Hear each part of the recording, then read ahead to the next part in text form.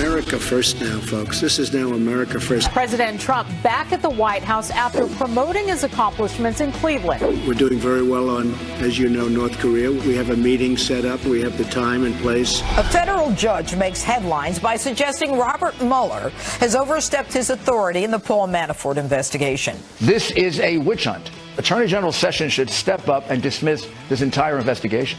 It is the final stretch before some very key primaries next week. President Trump throwing his full support behind the Republican Congressman Jim Renacci. We need your vote. We need your help. So go out and help Jim. We are banning Kanye West music from this radio station. Challenge yourself to consider if they banned Taylor Swift's music because she supports Obama. They would be calling it racist because it is racist. Pete is number 8, Ed is number 4. Oh, come on! Right now, Ed is quietly in the lead. Ed is... Oh! Come on! You gotta kiss it. You know what I mean? There you go.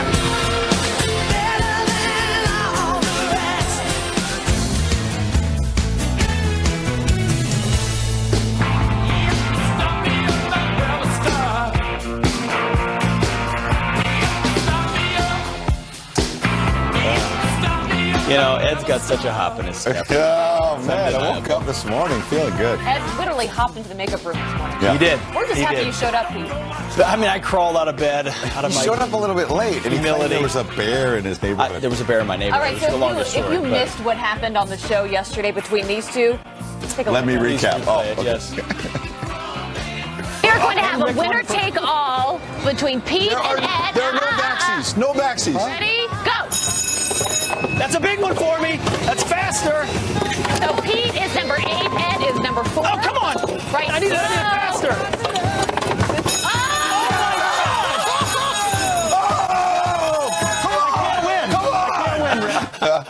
If you saw there, I thought I won. That's what I love. Okay, let's look at the highlights. That's my Are we three-pointer. replaying it all again? Oh, We're my not going to show the whole thing, but there are other things. Pete's been on a losing streak. Listen, I've been on a That was losing the streak. dog. Listen, I've been on a There losing was a streak. I putting can't deny it. Masters thing. It It's started been bad. with Adam Klotz. You had a push-up contest. You lost started with- that, much to my surprise. Listen, I feel this is What what I does the feel Army like. think? I am the 2004 Boston claim Red him. Sox. Okay, I have a Klotz curse. I lost to Adam Klotz. That's what it is. That That's started what it. started it. Now I've lost 3 games. I'm down. It's 2000. You remember 2004 as a Yankees fan when the I Boston do. they were down 3 games and they came back and won the series in the ALCS. Yeah. I feel like I'm going to have my big Poppy moment eventually. Here. Eventually. a bloody Man. sock moment. You know, whatever it takes, Ed. Well, Question for you. How'd your horse do last night? my horse. Another loser. I picked combatant. She Yeah. was 71 to 1. I didn't even see her on the list. She wasn't even last night. close. I was laughing to myself. I appreciate this chance to address the American people. I've written a speech. I want to thank some people. I want to thank my parents first. I want to thank Lauren Pedersen, Vice President of Morning News, for giving me this opportunity to beat Pete. There's a lot of other people I'm going to thank throughout the morning. I don't want to bore everybody now, but I got a participation trophy for Pete because I know how much he hates those when he hears everybody gets a trophy. So I got him a little trophy, a Pete, little even token. you win. You win Really? something. And I'm Where is not it? going to reveal it right now. I want friends at FoxNews.com. What is an appropriate participation trophy? What do you think we should give Pete? I have something that's hidden here near the set. I'm going to reveal it But later this also, morning. what should the next competition be? Yeah. Yes. Friends at FoxNews.com. We're not doing another one today, unfortunately. I wanted an immediate Let's do redemption. it. We're not Oh, you- allowing it. You need a day off. I wanted an eating contest because we've got a man who's eaten Big Mac since 1972, twice a day on the show. I wanted to challenge him. He's to a great Big Mac guest. eating contest. Is there anything Pete But- could actually beat Ed in? I don't know. Email us, friends at FoxNews.com. Wow. But we've Wow. got a big 4-hour show should. and a lot of Other news? A You wanna lot move of on, news Pete? to We've get got to. some other news. We'll move on. Okay, so yet another district judge rejects what the Mueller team is trying to do. The judge's name is Dabney Frederick, a D.C. district judge. And you'll remember those 13 Russians and 3 Russian companies that were indicted by Bob Mueller. Well, it turns out, and then there's the judge right there. Turns out one of those companies actually got representation, got a couple of lawyers to represent them. No one expected that to happen because when you indict Russians who live in Russia, they're going to say, well, we don't abide by your laws at all. In this case, this company came before the court and said, okay, we get discovery. We get to hear what's going on, too. And the judge basically, Mueller team then asked for more time, and the judge said, no, you don't get more time. Because they're play asking by for the more rules. evidence, too. That's right. Like, what ultimately led to this? And, Yeah, and the absolutely. Mueller team said, well, we need a few more weeks weeks, we need more time to gather. They want to know all this everything stuff. going on with the Trump campaign and whatnot, but they don't want to reveal what's happening with their investigation. And remember, there's a federal judge just a couple of days ago saying you have unfettered power. You don't really want Paul Manafort. You just want to get the president, either impeach him or come up with some kind of charges. So this is the second rebuke just within a couple of days. And we've heard from people that are on Team Trump from the beginning saying that this is all a hoax. They're stretching too far outside of their bounds. So Andrew McCarthy, a former assistant U.S. attorney, he says that finally someone with authority that people will listen to has been able to push back on this. Take a listen.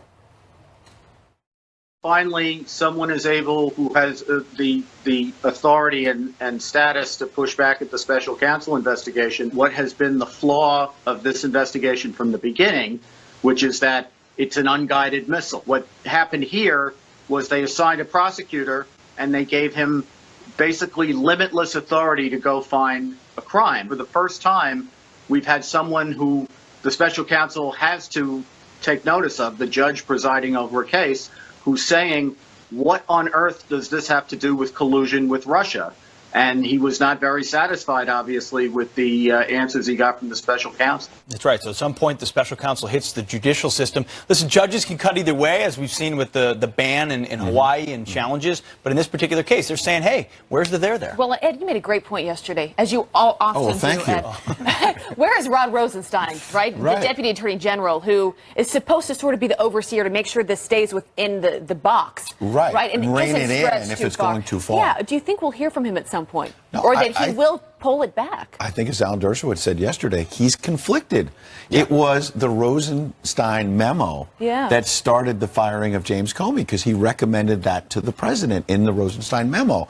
And so there are questions about his conflict. There are questions about some of the FBI agents who started this investigation. And that's why I think Rudy Giuliani last night, he was appearing on Justice with Judge Jeanine and was basically making the case after a long week of back and forth, whether Giuliani slipped up, whether Giuliani is just pushing back stronger than the other lawyers have. He basically said there's no collusion, there's no obstruction, and this is going to turn against the government. Watch. This investigation went from Russia collusion to obstruction. Gone. Now, who's chasing, porn stars and stuff? I mean, why are we even going in this direction? And why are we not ending this? Because there is no evidence that's been unearthed. You're not missing anything. We're not missing anything. We turned over the documents, after all. There's no evidence of any of the things you're talking about. The only evidence there is, the only crimes committed here have been committed by the government, which is why the Judge Ellis, is so outraged. Now, I wouldn't be surprised if he didn't dismiss this case. Well, it feels like we're moving toward an inflection point here with this, with new lawyers, new approach, ongoing criticism of Bob Mueller's probe. Something's going to happen here. But what Alan Dershowitz said yesterday, still the big question that remains is whether or not the president decides and his legal team advises him to sit down with Robert Mueller. It's a tough situation because he said in his lifelong history being a lawyer, he's never seen anyone benefit from sitting down in an investigation. But the alternative is he could get subpoenaed. He may not have a choice. And he can fight that subpoena as well. So it could be ongoing. We'll see. Yeah. All right. Well, yesterday, the president was in Ohio for an economic roundtable. But on tax reform, as he often does, he talked about a lot of subjects, including immigration. Listen to his doubling down on his approach there. Our borders and our laws are a mess. Our immigration laws are a disgrace. And Mexico has some of the toughest immigration laws in the world. You can't just go into Mexico, but they allow these people to come up through Mexico and come into our country. And the wall we have to build. How about the wall where everyone scales the wall? We are fixing and building walls now, but we need much more money. We're doing the job right. We're going to do the job. And we may have to close up our country to get this straight. But look at that mess that's on television right now. It is a total catastrophe. And these are the laws passed by Democrats so that we have open borders. They want open borders. We have to have borders. If you don't have borders, you don't have a country. Don't miss what he said there about we may have to close down our country in order to get the wall. What he's referring to clearly is the fact that government funding is running out again in September, at the end of the summer, right before the midterms. And remember, the last time the president signed that omnibus spending bill, thousands of pages, and he said he was ready to veto it, but he signed it reluctantly to keep the government open. He said, folks, I'm not doing this again. Unless he they said get the that then, wall, and he said it again. Unless you clean up some of the spending, runaway federal spending. I want the wall. I've got other priorities. And so it sets up an incredible showdown right before the midterms. And a clear warning there to those lawmakers. What he said at the very end, though, is you don't have a country if you don't have borders. I mean, how true that is. Yep. Right? Because if you open all the borders up, what are you? You know, you've got to define what your laws are, and that's exactly what he's trying to say. And that's what he's campaigning on from the very beginning, is we have got to double down and figure out what kind of country we want to be. He has doubled down on the basics. He's talking about borders. He's talked about standing for our anthem. Well, here's another issue that I think he might be interested in as well. My home state of Minnesota, a friend of mine brought this to my attention. So there's a Republican and folks that brought forth a bill that said voluntarily schools can post "In God We Trust" in the school, voluntarily, and there's not even taxpayer money. If an outside group wants to pay for it, a school can opt in to put a plaque or a poster up in the school "In God We Trust." Well, that triggered a debate on the Minnesota State Senate floor. Listen to what a couple of Democrats had to say about their feelings on "In God We Trust." I'm wondering if Senator Hall would feel the same if students walked in and instead of the word God, the word Allah welcomed students to their school. I don't want that motto on our money. I don't want it in our public schools.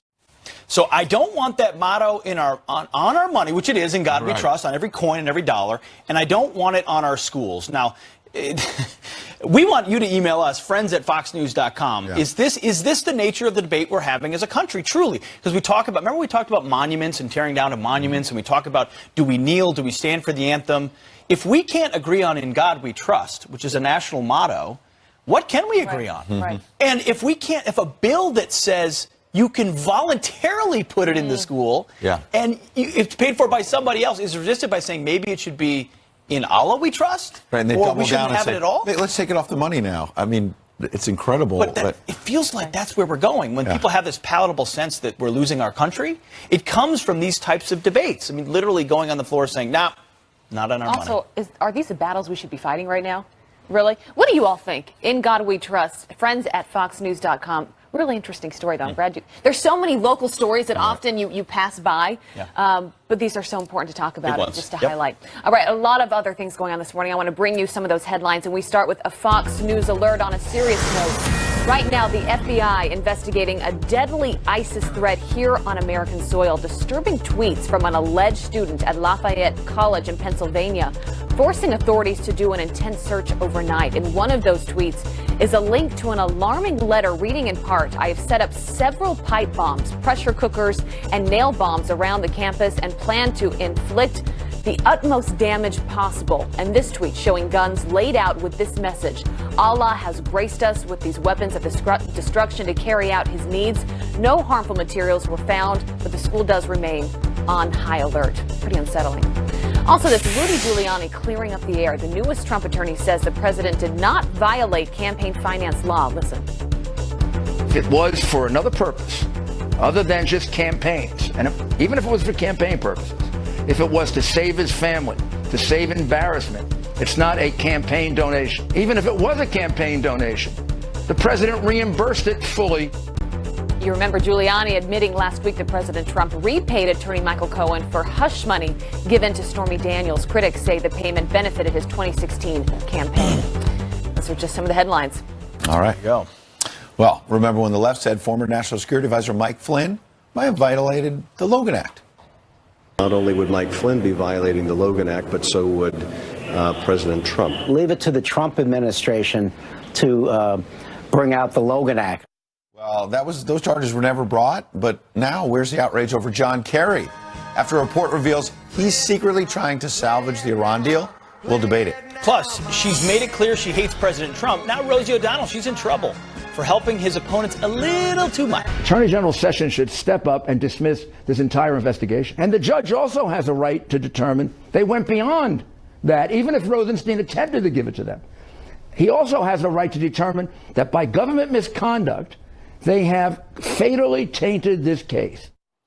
That was Rudy Giuliani, part of the president's legal team, weighing in on the judge overseeing Paul Manafort's case, who recently laid into Mueller's special counsel, demanding Rod Rosenstein's complete memos and accusing them of targeting the president.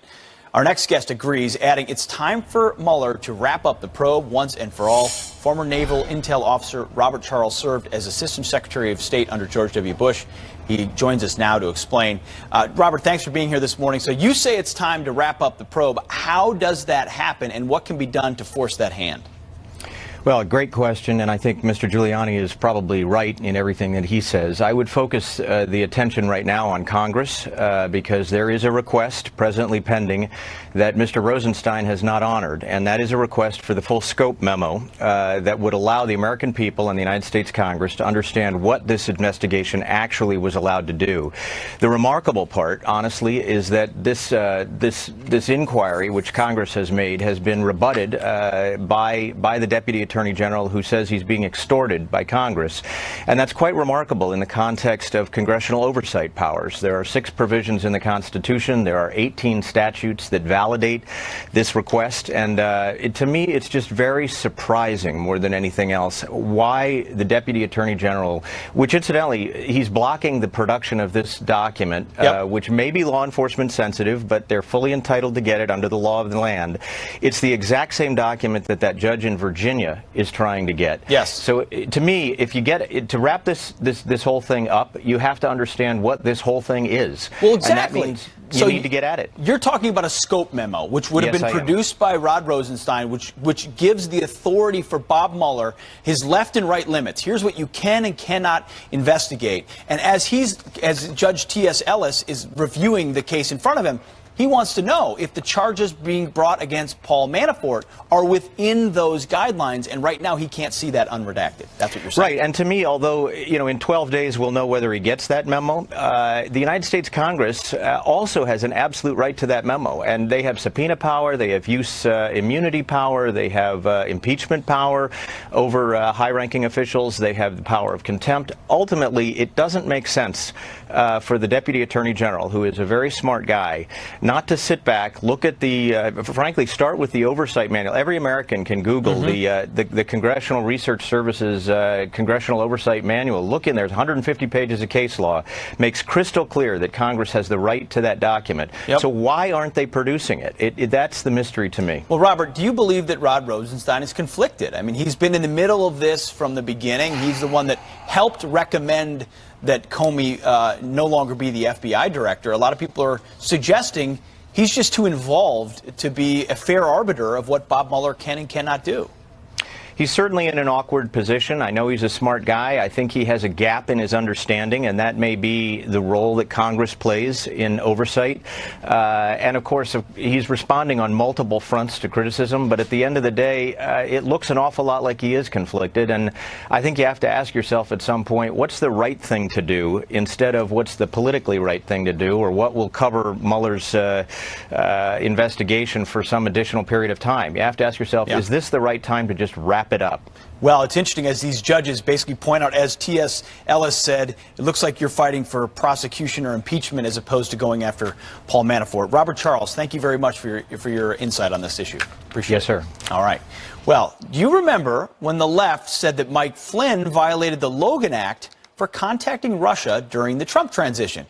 So where's the outrage over former Secretary of State John Kerry after a report reveals he's been secretly trying to salvage his Iran deal by meeting with and talking to foreign leaders, including the foreign minister of Iran? We're going to debate that next. And a World War II veteran finally gets his diploma nearly 7 decades later. Some quick headlines. An illegal immigrant charged with killing 2 law enforcement officials now in ICE custody. It says Roberto Garza Palacios overstayed a work visa that expired back in 2009. Well, he's accused of hitting FBI agent Carlos Wolf and Maryland Fire Marshal Sander Cohen on a Maryland highway back in December. Cohen had stopped to help Wolf after he crashed his car. Palacios is now charged with negligent driving.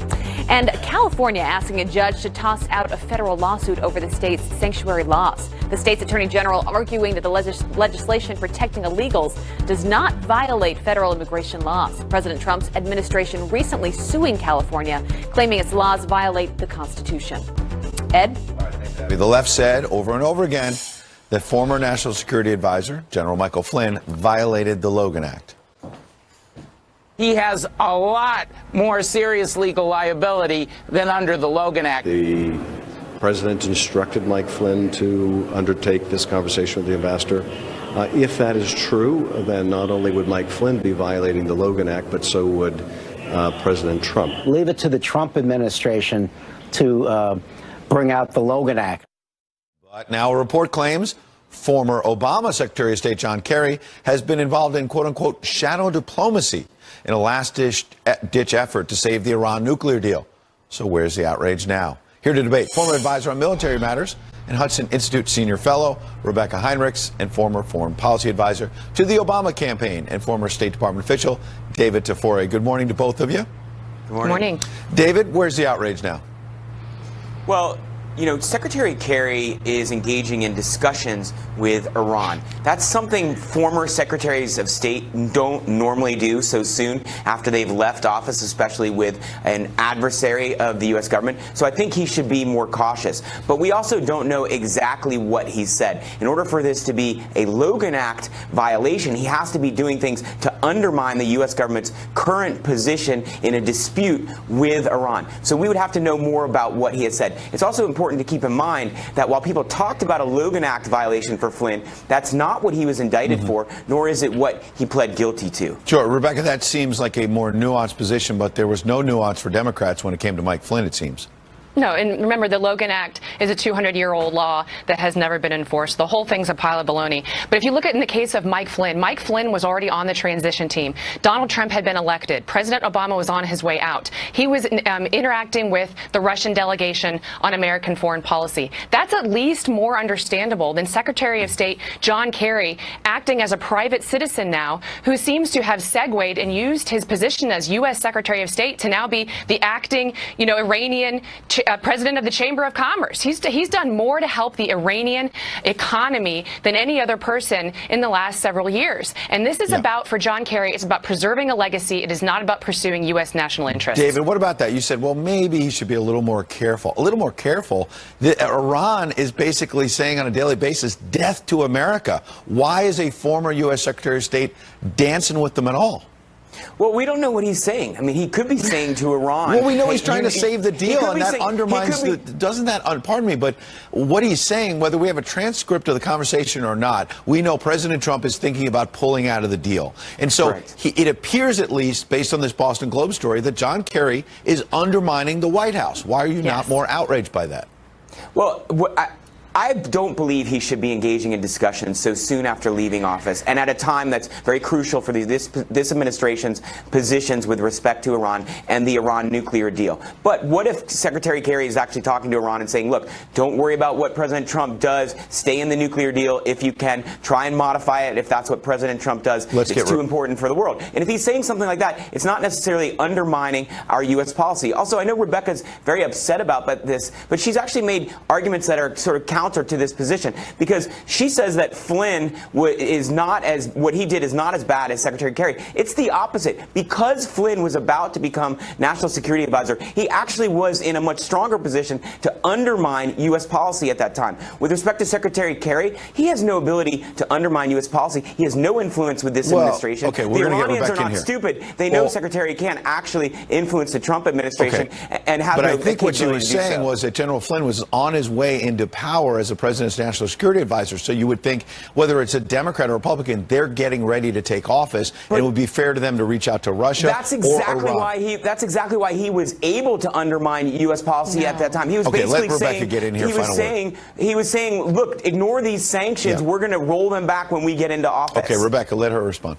No, Secretary Kerry was able to score a meeting with the foreign minister of the terrorist state of Iran, Zarif, in New York to talk about the Iran deal. He was able to do that because of the power and influence that he still has, and the deep Rolodex that he still has, and the people that he still has contacts with. He's using his former position as U.S. Secretary of State not to help the United States, but to undermine the current duly elected President of the United States. It's unconscionable. People should be outraged, and there cannot be laws that only apply to Republicans and do not apply to Democrats. All right, Rebecca, David, we'll leave it right there. Great debate. Appreciate you coming in.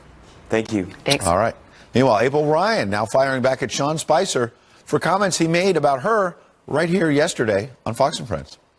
I think when you look at the nature of the question she asked, she literally starts off by saying, you say you were blindsided, and then April turns that into a story in itself. I think the bigger question is, why can't she just ask a straightforward question and ask for a straightforward answer? Fair question. Wait till you see how she responded. And exposing the swamp. Turns out the White House Correspondents Association spends way more money on their annual dinner, I used to run that, than they do on scholarships. Is that true? We're going to look into it. And Diamond and Silk certainly have something to say about that next.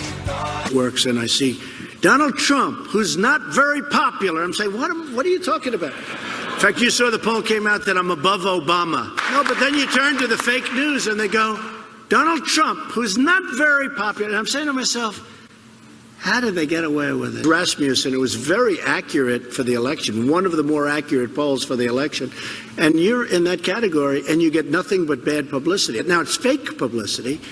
From fake news to fake publicity, certainly an indictment of the media has been central to both President Trump's candidacy and his presidency. Let's bring in Diamond and Silk, social media stars and Trump supporters. Ladies, good morning. Thank you very much for being here. So the Trump campaign also released what they're calling an accountability survey, asking people these questions. We're going to put them up on the screen. They say, do you trust the so-called mainstream media? Which issues do they do the worst job of reporting on President Trump? Do you feel they're too eager to slur conservatives? And do you believe they don't report on Democratic scandals? I would presume you agree with a lot of those, but this survey and this argument, is it resonating with the American people?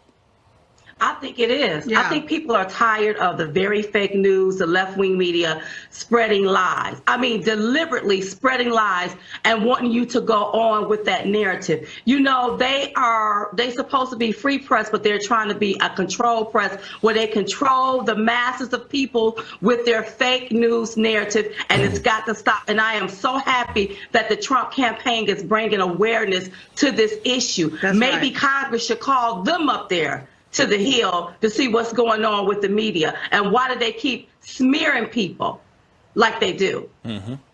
Absolutely. No, it's a real problem and something that's been addressed time and time again by the campaign. Well, speaking of the media, so there is a new report out talking about the White House Correspondents Association. They say it has now been exposed that it regularly spends 85% of their revenue on annual party, not on scholarships, what has mainly been known for. Are you surprised by this? Well, that's very surprising. You know, they always point the finger on the other side, but look at them. It sounds like this here could be, I think, could be a slush fund. Mm-hmm. You know, if you're going to take 85% and you're going to spend that on a meal and to bash somebody and only use 15% on what it's supposed to be used for, what are you doing? That's right. What are you doing? And it looks like somebody should call them out or just get rid of it altogether. Let's stop this here. Sounds like it's been exposed, Ed, at this point. Well, I want to tell you guys, I used to be president of the Correspondents Association, so I ran the dinner one year. So I take issue with you saying it's a slush fund. It's definitely not a slush fund. I was there. I saw accountability for it. But I agree with your general point that a lot more money should go to scholarships. I'm on record saying that. I was president in around 2012, 2013. And I think too much is spent on that dinner, to your point, and not enough on the money that we say we're giving to the next generation of journalists. I just wanted to be clear. It's not a slush fund. People are not misusing the money. But I agree with you that it should be about the next generation. Absolutely. And notice, though, that's my personal opinion. It sounds like to me. Yes. But you know what? If you're going to have an organization that's supposed to help people with scholarships and use the money for that, but you're going to take 85% of it and use it for someone to eat and to bash someone, that's appalling to me. Well, your point is that it feels like the swamp. Like we tell you we're all about the scholarships. We're all about the kids. They're always about the kids. But 85% of it is about our tuxes and our speeches and our fancy drinks. And that's the swamp for you. No, really. I mean, I'm not indicting Ed. I think he does great. He's done a lot of great work on that. It's just how it's viewed. I got to bring you to a third topic. Rosie O'Donnell. Turns out she loves Democrats so much, gals, that she gave too much, went over the donation limits to multiple Democrats over the legal limit. Does it surprise you that Rosie's giving would be so overly generous? Well, what surprised me is nobody has called her out. Right. Like the Democrats. Mm-hmm. Where's Sheila Jackson? Mm-hmm. Where's Hank Johnson? Mm-hmm. Where's Hakeem Jeffries? Yeah. Where they at? To call her out? Where's the FEC to call her out about overly giving of this here money. That's So right. I find the hypocrisy so real and it's so unbalanced here. You know, if you're going to always hold a Republican accountable, you're going to have to also hold Democrats accountable too. No. And it's time to hold her accountable. So she used 5 different New York addresses, 4 different variations of her name. But to your point, I mean, how did this go missing for so long? I don't care what political party you're affiliated with or who you support. These are things that we should know about it and handle correctly. Diamond and Silk, always good to have Whenever you on. they call her on a hill, they need to make sure she's under oath. That's right. Have her under oath to explain why she's using these different aliases to get away with it. Wow, she'll probably get the Hillary Clinton treatment. Let's Thank you both. All right, have a good Sunday, ladies. All right, turning now to some other headlines that we are following. Officials now warning that it is a grave mistake if people choose to stay on Hawaii's Big Island. Several vents opening up, spewing lava and deadly gases into the air of residential neighborhoods. Just 2 days after an eruption of the Kilauea volcano, at least 5 homes have now been destroyed. Scientists warn that the quakes and lava flows could continue for weeks. Also this, Senator John McCain does not want President Trump attending his funeral. He's requesting Vice President Mike Pence that he show up instead. That is according to the New York Times. Senator McCain is battling brain cancer at his Arizona ranch. McCain also admitting that he regrets choosing Sarah Palin as his running mate during the 2008 presidential campaign. The 81-year-old writing in his book, he wishes that he would have chosen his close friend, Democrat turned independent Senator Joe Lieberman instead. And reporter April Ryan firing back at Sean Spicer for comments that he made on our show yesterday. The former press secretary responding to the journalist after she accused him and Sarah Sanders of signaling her out during the press briefings. I think when you look at the nature of the question she asked, she literally starts off by saying, you say you were blindsided, and then April turns that into a story in itself. I think the bigger question is, why can't she just ask a straightforward question and ask for a straightforward answer? So April Ryan hitting back, tweeting this quote, I think Sean Spicer has created more viral moments in that briefing room than anyone. Sean, just stop. Your book is coming out in June. Great way to push it. Whew. All right. A World War II veteran finally getting his diploma 86 years after leaving college.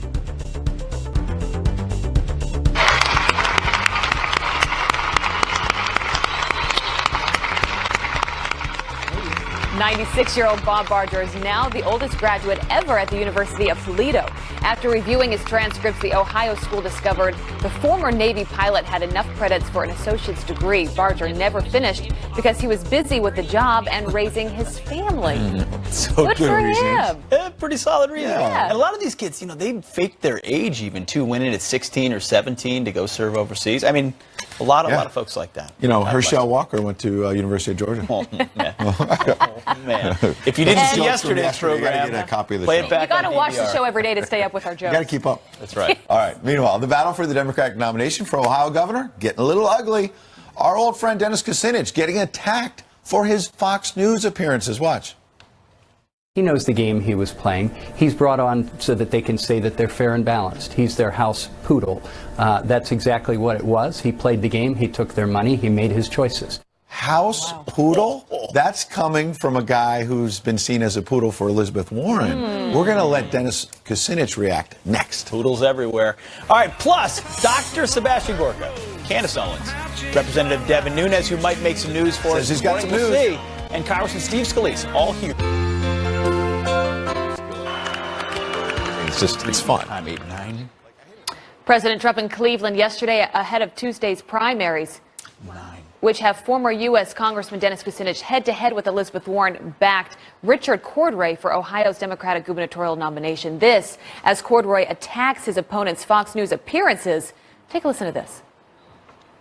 He knows the game he was playing. He's brought on so that they can say that they're fair and balanced. He's their house poodle.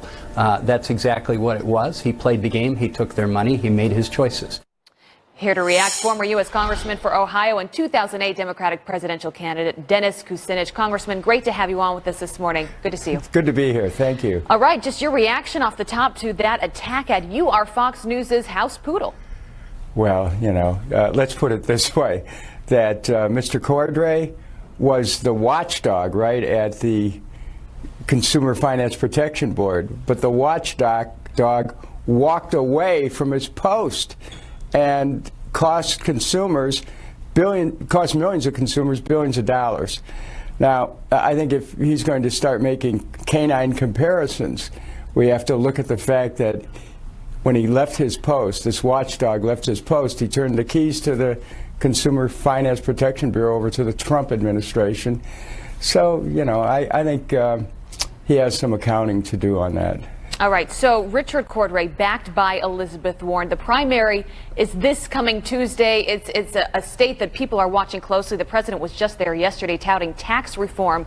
What is your sense of where the Democratic Party is in the state of Ohio? Because you look at Cordray, who is backed by Elizabeth Warren, clearly with very liberal policies. What do you think is going to happen on Tuesday? Well, you know, the surprising thing about Elizabeth Warren is that she's opposed to assault weapons in her state of Massachusetts, but apparently is for them in the state of Ohio because Mr. Cordray is full on with the NRA on that. It's kind of a contradiction there. But as far as the other issues, Democrats are going to have to give the people a real choice, whether it's unemployment or a full employment economy, or rising student debt, or free college, for-profit health care, or not-for-profit health care, fracking or clean water, assault weapons, or a ban on assault weapons. So I'm trying to help the Democratic Party define itself so it can win in November, because otherwise it's just going to be the same old, same old. We have to offer Americans a real choice. Yeah, well, I think you'll find this interesting. So there's a Democratic pollster who's now warning that the blue wave has stalled. I'm going to read what he said. He says Democratic midterm momentum has stalled in the last few months. Democrats have appeared less focused on the economic and health care battles that most engage anti-Trump voters. At the same time, Republican-based voters, especially white working-class men, could finally point to a signature conservative policy achievement in the new tax cut law. What do you make of that statement? Again, this is coming from a Democratic pollster concerned about Democrats being successful and losing their momentum because, as you said, they're not focused on the issues that the voters are most passionate about. Well, I will tell you, it's not just white folks, it's black folks who are concerned about the economic issues here. And if we're going to win, we have to turn out working people, whatever their color, and to respond to their practical aspirations for good paying jobs, for not just better wages, but for benefits. You know, the Democratic Party lost touch with the people years ago when it went with these trade deals that took jobs out of our country, when it continued to fund the wars, when they bailed out the banks and Wall Street. Let's face it, people are looking for the real Democrats to show up, and I'm a real Democrat. The Democratic establishment wants to win control for themselves, not for the people. And both party establishments are locked into yesterday. So, you know, I think that there's another shakeup coming in 2018, and both party establishments better watch out. All right, we will see. Tuesday is a big day. Congressman, great to have you on with us this morning. Good to see you. Thank you very much. All right, still on the show, you want to stick around. Dr. Sebastian Gorka is joining us live. And the man with the world record for eating the most Big Macs? No, it is not Pete Hegseth. This man has reached a new milestone, his 30,000th Big Mac. The Big Mac man himself is here live. We have got so many questions for this man. Cannot wait to see him. Stick with us.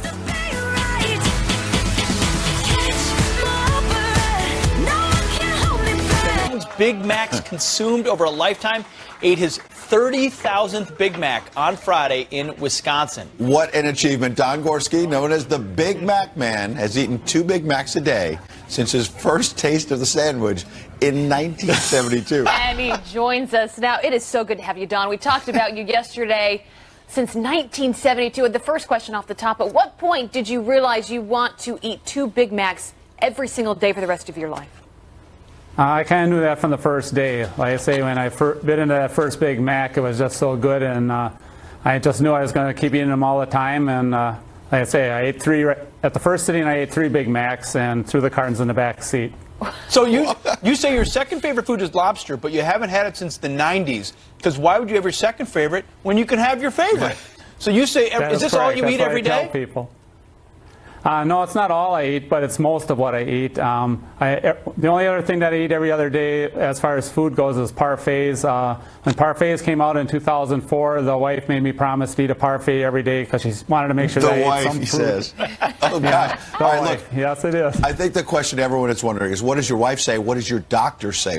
How is your overall health? Because people assume, maybe wrongly, 2 Big Macs a day. You look relatively skinny, but there's a concern about your heart. What does your doctor say? Okay, well, I really don't have a regular doctor. My wife is a nurse practitioner, so if I really had any problems, I could always, confide in her. But I do get a checkup once a year because my health insurance pays for it. All right. And my last checkup was on September 29th. They said my cholesterol. You got to leave it right there, unfortunately. We're so sorry.